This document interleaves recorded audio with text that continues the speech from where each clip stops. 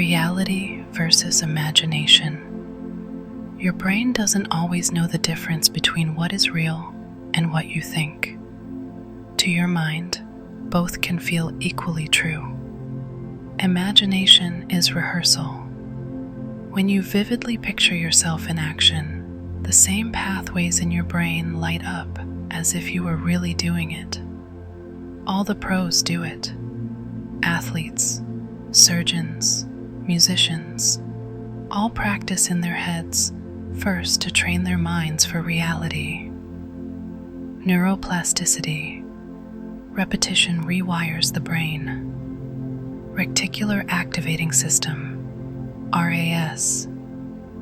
Your brain filters reality to match what you focus on. When you set a clear intention, it tunes reality to highlight what matters most to you. Everyday proof. That's why, when you learn something new, you suddenly notice it everywhere. Focus reshapes perception. How to supercharge visualization. Breathe deeply. Stand tall. Engage all your senses.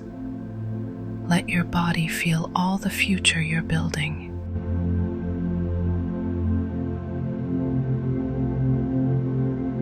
Thoughts, words, action. It's not magic.